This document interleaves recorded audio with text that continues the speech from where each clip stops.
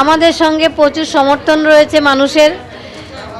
এই যে দেখছেন উনি, আপনারা দেখুন সেই 14 তারিখ রাত দখল, তখন কিন্তু উনি ভয় পেয়ে অতীন ঘোষের বাহিনী নিয়ে আরজি কলেজ এমার্জেন্সি বিল্ডিংটা ভেঙেই দিলেন। এখনও সেটা মেরামতি হয়নি। এটা সাধারণ মানুষের যে পাওয়া, যে সাধারণ মানুষ অসুস্থ হলেই হসপিটালে যায়, এটা সাধারণ মানুষের জিনিসটা।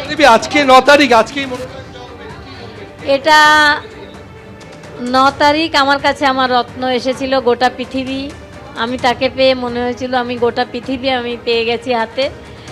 আবার সেই 9 তারিখেই আমার কাছ থেকে আমার সেই পৃথিবীকে কেড়ে নেওয়া হলো।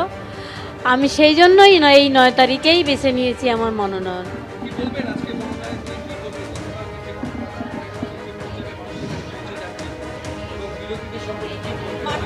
বিরোধীদের সম্পর্কে আমি কিছুই বলবো না। সমস্ত মানুষ যে আমার পাশে রয়েছে সেটা আপনারা এখানে দেখলেই বুঝতে পাচ্ছেন। আপনি যখন প্রচারে যাচ্ছেন এলাকার মানুষ কি বলছেন আপনাদেরকে, কি বলছেন? এলাকার মানুষ বলতে বয়স্ক মানুষ বা বয়োজ্যেষ্ঠ মানুষ, তারা হাঁটতে পাচ্ছেন না। যারা অল্প বয়স্ক আমাদের মাইকের আওয়াজ শুনে বাইরে বেরিয়ে আসছেন, আমাকে জড়িয়ে ধরে কাঁদছেন তারা, যে আপনি বিচারটা আনুন।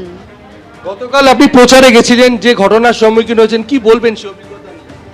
সেই অভিজ্ঞতা নিয়ে বলার আর কি, সেই নির্মল ঘোষ, সেই সোমনাথ দে, সেই সঞ্জীব মুখার্জি, তাদের থ্রেড কালচার বাহিনী পাঠিয়েছিল আমাকে মারতে। আমার গায়ে থুতু সেটানো হয়েছে, আমার দলীয় কর্মীরাও মানে আহত হয়েছে, কেউ কেউ মারা হয়েছে। এইগুলো সামান্য, এগুলোতে আমি পিছু পা হওয়ার মানুষ নই, সেটা আপনারাও জানেন। আমাকে এইসব করে ভয় দেখানো যাবে না। আমি এই দুর্নীতির শিকড়, আমার মেয়েকে কেন খুন করা হয়েছে, কারা খুন করেছে এবং কেন খুন করেছে, আর কেনই বা আমাদের স্বাস্থ্যমন্ত্রী অপরাধীদের আড়াল করার জন্য কোটি কোটি টাকা খরচ করে দিচ্ছেন, এটা আমার জানার খুব জরুরি। গতকালকে যে ঘটনা,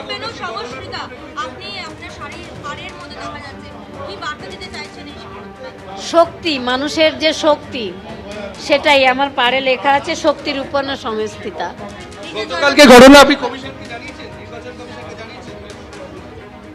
আমি জানাইনি, কিন্তু ওনারা জেনে গেছেন। তৃণমূলের পক্ষ থেকে বলা হচ্ছে, তৃণমূল প্রার্থী বলছেন বহিরাগতদের নিয়ে আপনারা কালকে গেছিলেন এলাকায় এবং তৃণমূল সম্পর্কে কুৎসা করছিলেন, লক্ষ্মীর ভান্ডার সম্পর্কে কুৎসা করছিলেন, সেই কারণে সাধারণ মানুষ প্রতিরোধ করছে, কি বলছেন? ওনারা এসে আমাদের যারা আমার পাশে ছিল তাদের যদি আধার কার্ডটা নিয়ে একটু দেখেন, তাহলে আমি মনে করব যে ভালো, যে তারা আমাদের পানিহাটির বাসিন্দা ছিল নাকি বাইরের ছিল। দলদান রয়েছে প্রার্থী এবং তীর্থঙ্কর ঘোষের প্রার্থী রয়েছে, আপনি বলছেন যে বিরোধীরা সবাই একাত্ম হয়েছেন, এই বিষয়টা কি? আমি কিছু মন্তব্য করব না এই বিষয়ে, আমি আমার লড়াই এগিয়ে নিয়ে যাব।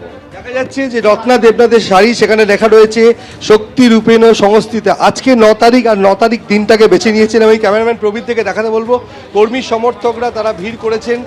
আর কিছুক্ষণের মধ্যেই স্থানীয় একটি মন্দিরে পুজো দেবেন। পুজো দেওয়ার পর ব্যারাকপুরে মহকুমা শাসকের দপ্তরে গিয়ে মনোনয়নপত্র জমা দেবেন এবং সঙ্গে থাকবেন প্রাক্তন কেন্দ্রীয় মন্ত্রী স্মৃতি ইরানি। এবিপি আনন্দ, এগিয়ে থাকে, এগিয়ে রাখে।